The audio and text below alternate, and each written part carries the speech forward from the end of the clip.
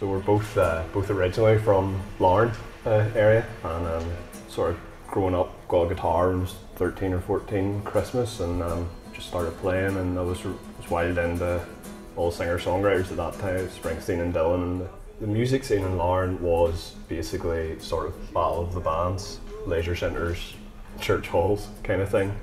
The audience would generally, where maybe I do open mics, the audience would be generally quite receptive to originals. On occasion I've had essentially, you know, it go from everyone's attention to no one's attention, and that's just part of, you know, that helps you gauge how good or bad maybe your own song is. So when I was doing all original material at say like an open mic, I was going down weekly and people were getting familiar with some of my songs, and it was a really good feeling when there was the guy, you know, there was a bouncer even in the thing. He's like, I really like that song. You know, I was playing it weekly and he really quite enjoyed it, and it's just nice. It's just really, yeah, it's what you want from it, I suppose. When you write a song, you hope somebody else gets something from it. So he in particular had picked a song out that, I don't know, he liked. I don't know what he got from it, but just, yeah, it's just a wee buzz, you know, good feeling. I wrote a song over lockdown, which I do play, and it's that Speak song, which I think, yeah, most times I've played it, I've got quite good reception, because it's about sort of speaking about if you have any issues, mental health issues or any issues, to speak up about them rather than let them get any worse by yourself. So that's an issue that everyone can kind of get behind, really. So it's not, but lyrically I think that song, I kind of balanced it nicely, that it's not too cheesy, you know. I don't think it, personally, I don't think it's too cheesy. Some people might say it's pretty cheesy, but that one, and then there's some more personal songs that I prefer and other people don't like as much because they don't, you know, until I tell the story about what the song's about, it's a song of nothing. So it just depends. There's a little fine line between personal experience and world, you know, everyone else's experience. You have to sort of try and strike right in the middle. The first song is called Beat by Design, and basically it's a song about music. It was about songs, really. It's essentially, it asks, you know, how you got these scars or whatever, but really what the song when I was writing it was about was like when you sit down and you just, you know, you listen to those songs and you emotionally connect. So that's the, you know, the sad song on the radio about me is essentially, the lyric is, you know, it could be a song about anything, but sometimes you just connect, and sometimes I don't know, your own experiences can just be linked into a song, and that's basically the basis of that song. And it's yeah, it's just, that's, I don't know what else to say.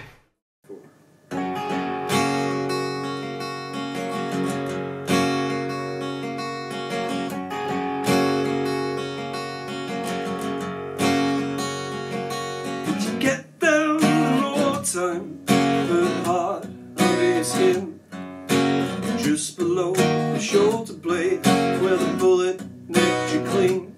Did you get them in the bar fight? Now they flash hot and pink, just like your anger, son, anytime you're on the drink. Oh, oh, oh.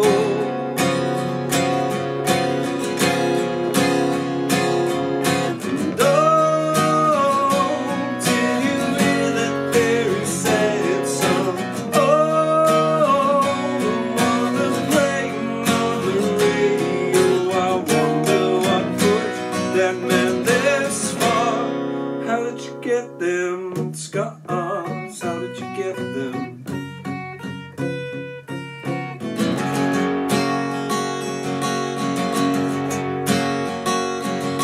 Did you get them from a woman? Did she cut you deep inside?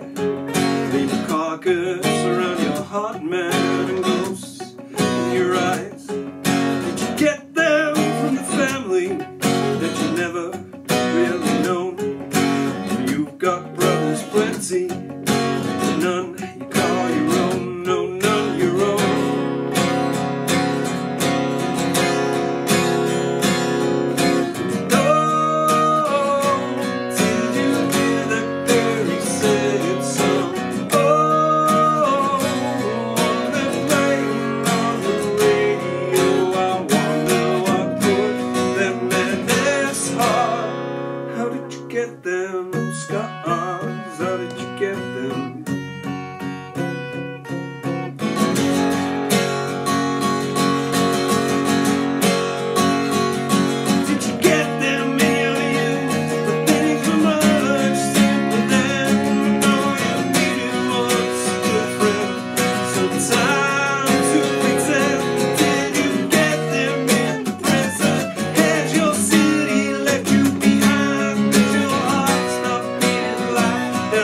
Is it just speed by design?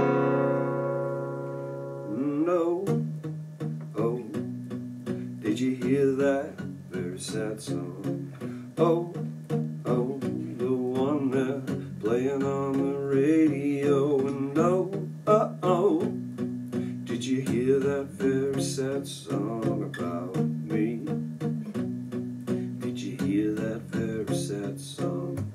Oh, did you hear that very sad song? Oh, one that's playing on the radio. And oh, did you hear that very sad song about me? And how I used to be.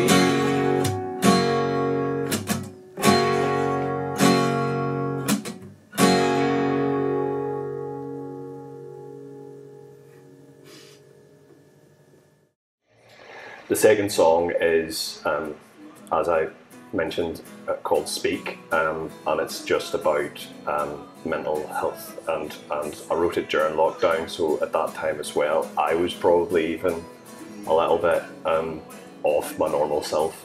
I think everyone was, so it's just, yeah, it's just kind of encouragement to speak up, and maybe some of the things I speak about through it kind of seems like I'm really slabbering as someone to a certain extent, you know what I'm saying, like you're bleak, you're boring, you go out, you do this and that, you can't get out of bed, you know, but it's more like pointing out kind of signs of that, and then let's speak about it. At the start, when I remember singing it to my wife, who she was kind of just like, it's not very nice, is it? But once you get to the end of the song, you realise it's more, yeah, it's a build towards a happy ending, let's say.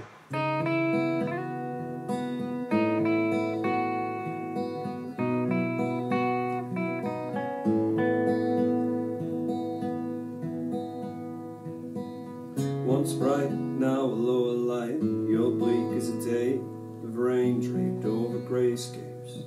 No one wants to say head buried or bellow into pillow. It's a simple task, got blinding migraines and muscle pains. No one wants to ask.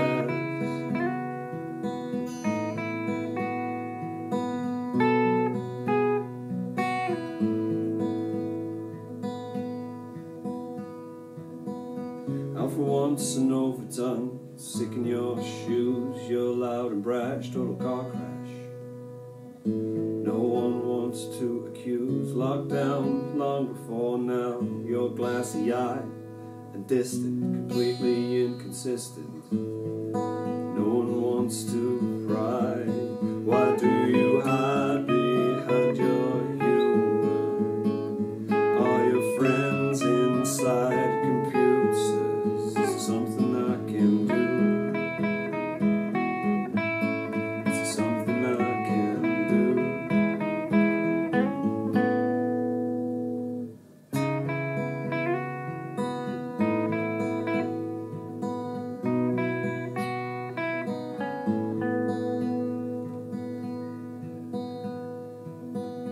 Many faces, dark places, can't be defined. It's looming, quiet, constant, private. No one wants to cross lines. Irate and changing traits, relationships sour, fading interest, personality theft. Everyone's a coward. What do you hide under your duvet? Do you think that you might lose it? Is it something that you need? Is it something that you need? What reside inside that costume? You don't fool me with that posture. I've known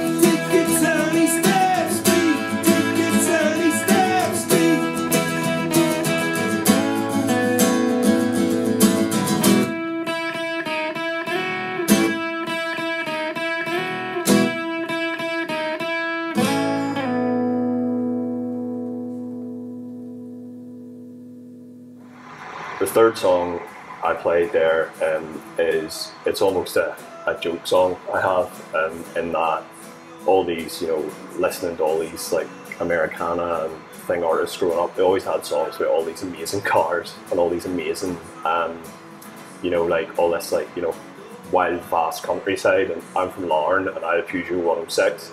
So it's a song about a Peugeot 106 that was called Betty, and that's the name of the song is Betty version 2.6, because the car was 2 big fixes and 6 wee fixes, keep me on the road when I was a teenager. Like, so it's just it's a song I wrote. Like, I was like, I'm going to write a song about a car. When I was younger, I was like, I'm 20, 21 years old, so I'm going to write a song about a car just as a thing, and that's what came out. Kind of like, it's more, you wouldn't think it's a joke song, but it started as a joke song, and then I think the riff and stuff I play in that song, I was like, I'm keeping this song, I'm just that's it, I'm keeping this song, regardless of what it's about, I'm keeping this song.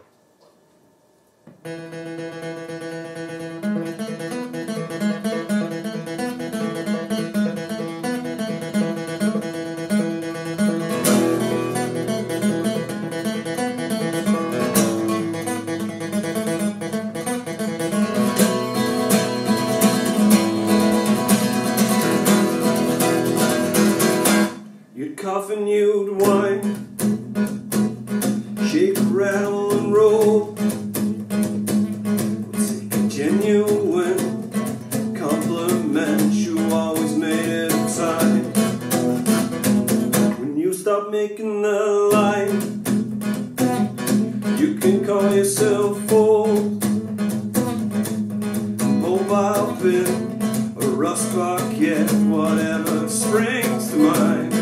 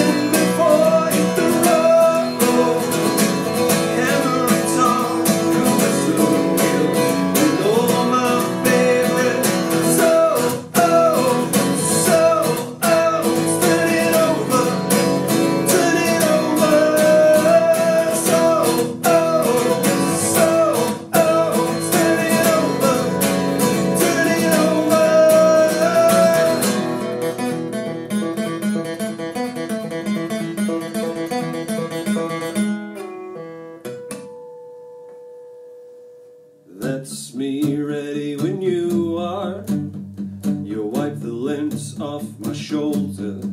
You say you don't spruce up half bad when you put a smidge of effort in. I say you look so good in that dress, maybe we should just go upstairs, just straighten my tie and let out a little laugh. If only we had time for anything, anything, ever.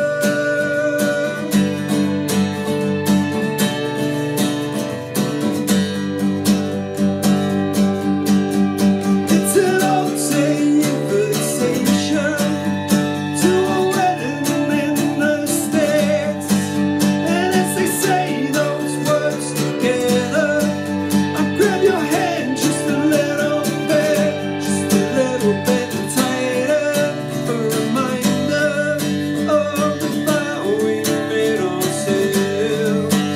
It's an all-day invitation to the Reminiscence Fair.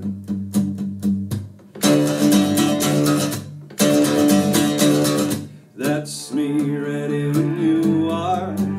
Have you got everything you need?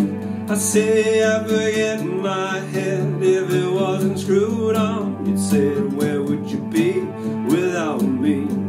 And we wonder if they went band the DJ. And to be honest, we don't really care, as long as we both get to step out and do our thing. You know we built this city.